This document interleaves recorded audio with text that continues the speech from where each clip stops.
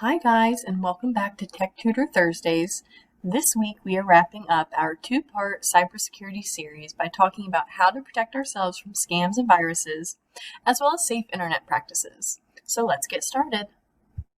Okay, so to begin, we are going to discuss different types of scams, how to recognize scams, as well as what to do when you encounter scams. So as far as scams go, and these are mostly going to pertain to online scams, we have website scams, spam emails, phishing, and pop-up windows. So with website scams, these are going to be those fake or fraudulent websites that may try to imitate real websites. They may be fake online stores, or they can be some other fake website that tries to solicit your money or personal information. Whereas spam emails are more obvious and are essentially those fake emails that we get. These days, I think most email providers are pretty good at automatically filtering out spam emails so that they don't appear in our regular inbox, but sometimes they don't. Spam emails are often sent from scammers imitating legitimate organizations, banks, stores, etc., to mass amounts of people. And they will solicit your money or personal information, provide links that would then infect your computer when you click on them. They may ask you to call a fake phone number or threaten either that something good or bad will happen if you don't respond immediately. And then phishing can be done in the form of an email, but it could also be done on a website. Phishing occurs when scammers imitate legitimate organizations in order to earn your trust and in turn get you to divulge personal information or lead you to a fake website that will solicit your personal information, money, or infect your computer with viruses.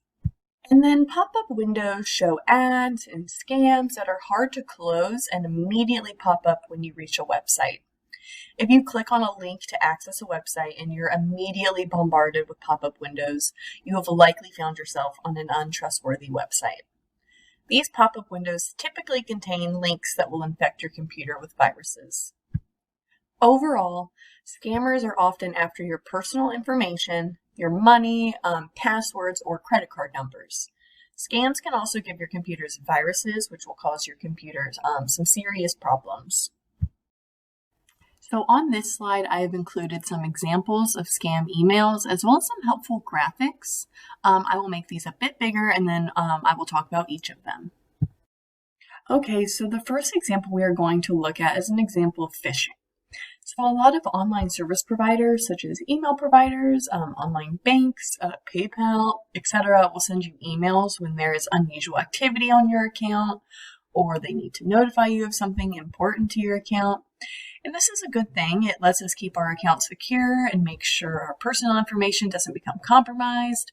But as with most things, scammers will try and take advantage of this by mimicking these emails and organizations and tricking people into clicking links or providing personal information.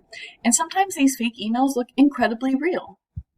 So with this example, we have a phishing email from someone who is imitating PayPal.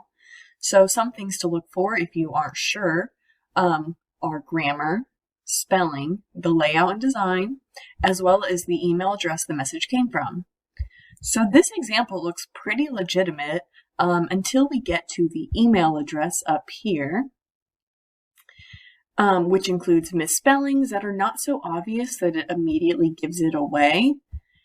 Because at first glance, it does look pretty legitimate, but then upon closer examination, we see some of the out-of-place letters, like it says service.e, pay, there's an I in between the A and the Y. And you wouldn't really notice this at first glance, it kind of blends in. But also these phishing emails will include links that say they are taking you to their website or a login page, but will actually take you to a fake website or infect your computer with viruses. So it is important that before we click on any links, if you're on a desktop or a laptop, take your mouse and hover over them to see where the link actually leads before following it. And if you're on a mobile device, you can just tap the link and then hold it, and it will create a preview in which you can see where that link leads to see if it's legitimate or not. We could also do a search for this email address that this message was sent from. And then that would also likely unveil any scams related to that email address as well. So always check the email address, always check grammar, spelling, layout, design, and always hover over links before clicking them. And those are all good ways to help determine if a email is a phishing scam or if it is legitimate. So our next example is from the Australian Competition and Consumer Commission's Scam Watch website. This one isn't so much a real example, but it does have some excellent tips for spotting phishing emails. First, it tells us to always check the email address the message came from. And like I mentioned before, it's important to look at these carefully for small misspellings that may look legitimate at quick glance. But this photo also reminds us that emails can be spoofed, so it is always a good idea to just be cautious. Like I said before, you could also search for this email address in a search engine to see if that email address is associated with any known scams.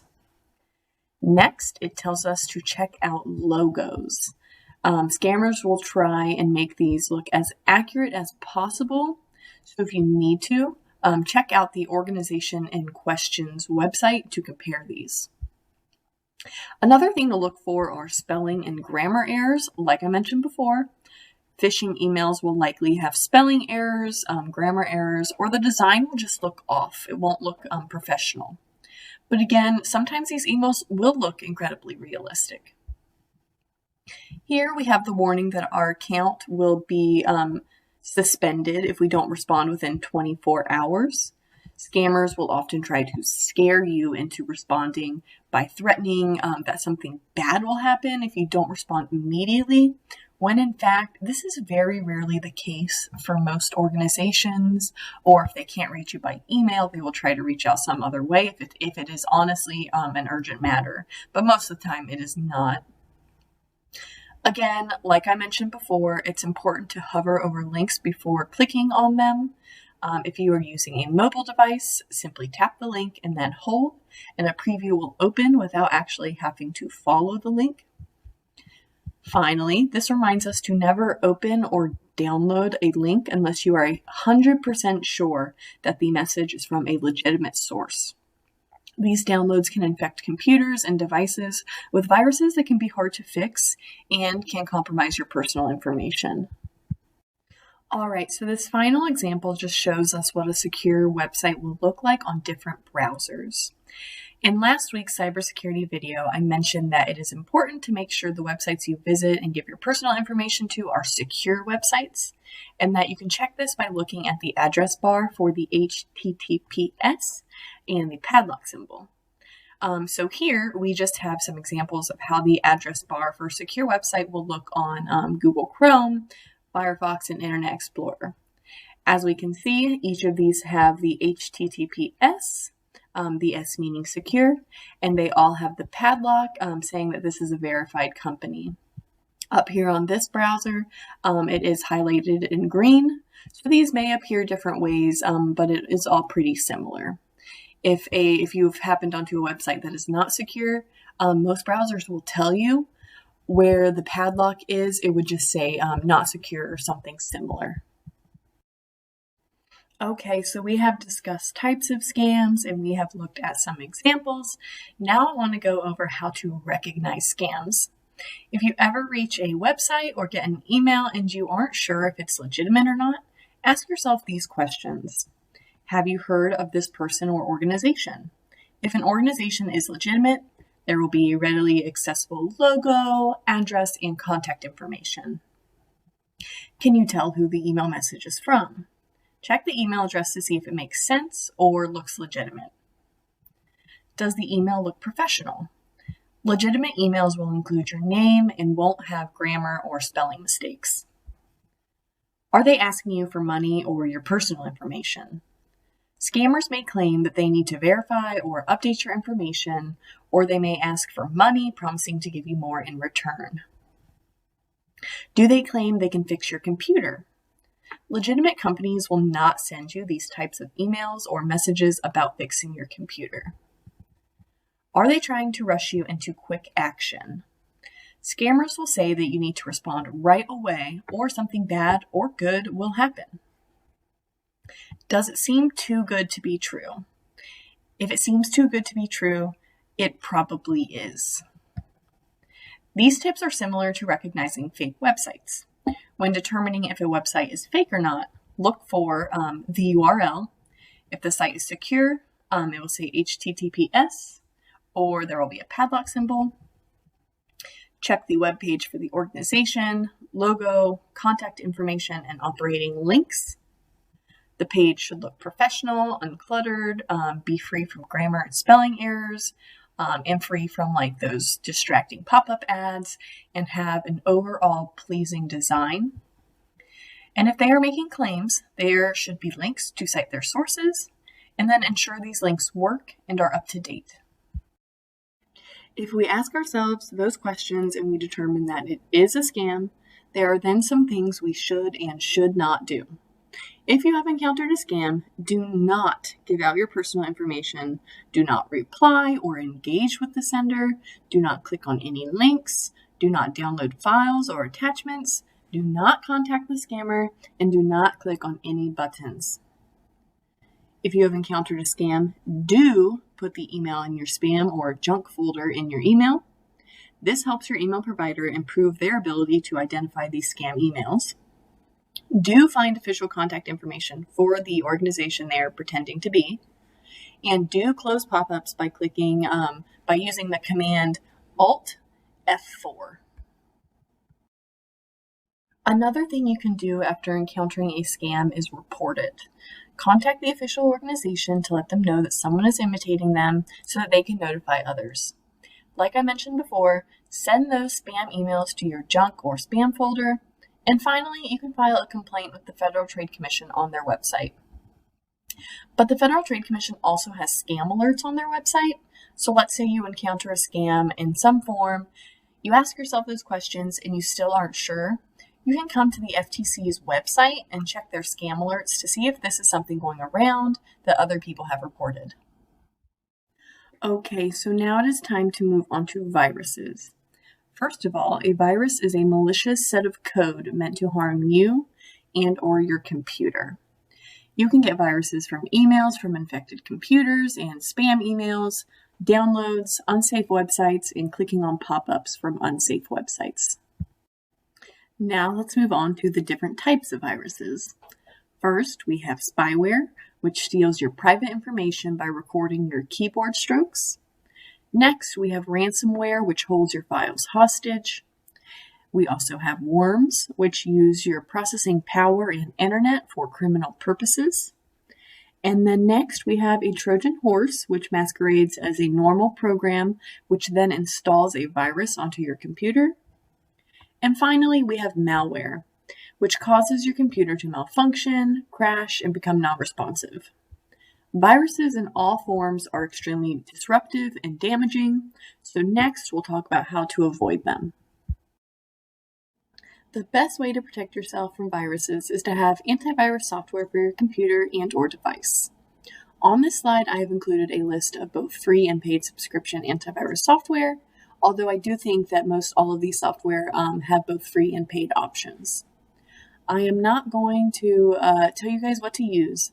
These are just listed as examples of different software, but I would encourage you to do your research and see what works best for your individual needs. Next, I would also encourage the use of a firewall, which is often built into your antivirus software. Firewalls are essentially programs that monitor and block bad traffic attempting to hack into your computer. So, in addition to using antivirus software, another way to protect yourself from scams and viruses is to utilize safe internet practices. One way to do this is to use a safe web browser, such as Google Chrome, Firefox, Windows Edge, or Safari if you were using a Mac. Next, when you are browsing the internet, ask yourself some of these questions when visiting websites. Is this a well-known website? Have I used this website safely before, or is it new to me? Does this site make me feel uncomfortable or uneasy? Is this site asking for things that I don't want to share? And do I have a reason to trust this website? And finally, I have some more suggestions for safe internet use. First of all, only download things, whether they be documents, photos, files, whatever, from official company websites or otherwise reputable websites. Do not click on pop-ups. Just close out of the pop-ups by using the command Alt F4. Only give out personal information on a website that you know and trust. Avoid clicking on strange links or advertisements.